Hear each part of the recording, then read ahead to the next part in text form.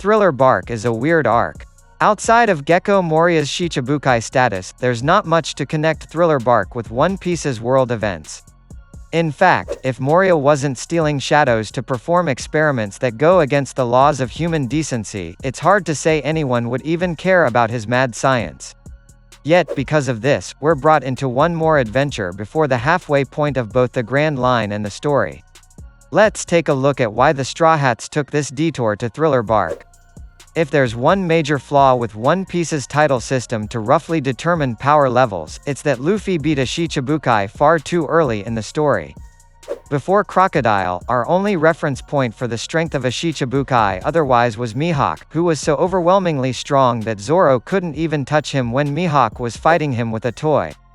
Having the next villain be a Shichibukai upped the sense of tension for the preceding arc, but this also meant that once Luffy won, the threat of a Shichibukai diminished.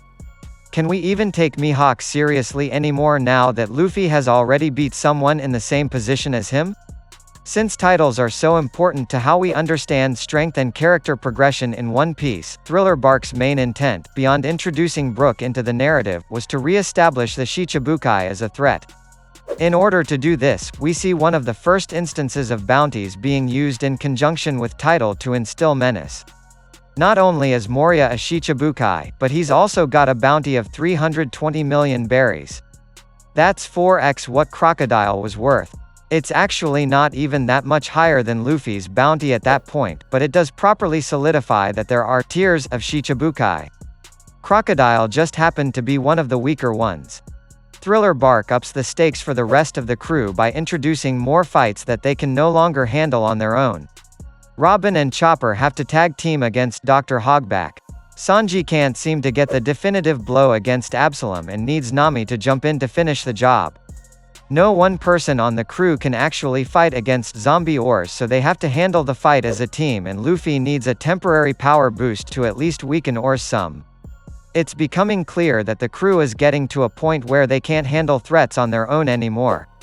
If Enies Lobby made us reconsider how we look at our heroes within the context of their world, Thriller Bark helps us understand that even the arc's main villains have a bit more going on underneath their monstrous facade. While One Piece is no stranger to characters with, let's say, unique moral codes, the one consistency we've seen since the beginning of the series is that whoever Luffy fights is unquestionably evil.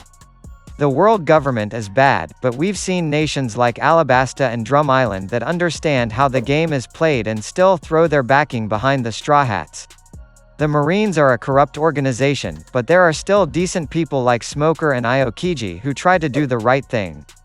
However, that doesn't change how Arlong murdered Nami's mother in front of her and put her into servitude under him, that Rob Lucci enjoyed using justice as a convenient excuse for being excessively cruel, or that Crocodile upended an entire country just so he could find some clues to find a super weapon that would help him conquer the seas. Now let's take a look at Moria. Sure, he steals people's shadows, forces them to live in pure darkness lest they be erased from existence, and is repurposing the corpse of a mega giant into his own personal mech. These are all bad things. The art direction of Thriller Bark, with its kitschy 1950s horror theme, is playing up just how cartoonishly evil Moria is to the point that you can't even take him seriously. The major difference between Moria and past villains is an added touch of motivation. We never understood why Arlong wanted to conquer the East Blue in the name of fishmen, why Crocodile wanted that super weapon so badly, or why Lucci cared so deeply about justice. Yet with Moria, we get a glimpse of why he wants zombies so badly. He became disenfranchised after losing his entire crew fighting against the Yonko Kaido and wants to rebuild with a crew that he won't care if they die.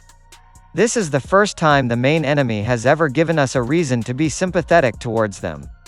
We still dislike him, but his desire to never lose someone he loves is a drive we can relate to as an audience. In fact, if there's a major flaw with Thriller Bark, it's that Moria does not have the charisma as a villain to keep us that invested in the story. One Piece's greatest strength beyond its mastery of setup-payoff storytelling is how it connects the personal struggles of a sympathetic character to the goals of the main villain and what they lose if the main villain succeeds. During Thriller Bark, that character is Brook, but his goals and Moria's are entirely unrelated to one another. Nami's hatred of Arlong felt entirely justified because she lost her one support system in the world. While Robin and Rob Lucci had never met, you can see how Rob Lucci's mentality of justice at all costs has been pushed by the world government and how that has affected her life. The most Moria has done is steal Brooke's shadow and temporarily put a halt to his goals. There's not much narrative connection between how the two operate. The ending with Kuma jumping into the fray after the defeat of Moria ends up overshadowing the main fight. Thriller Bark is the last arc before we really jump into the main plot of One Piece. It's there largely to do some last-minute work with setting up our expectations, as well as get our final straw hat on the crew. So then, finally, we'll reach what is inarguably the most important arc of One Piece, Paramount War.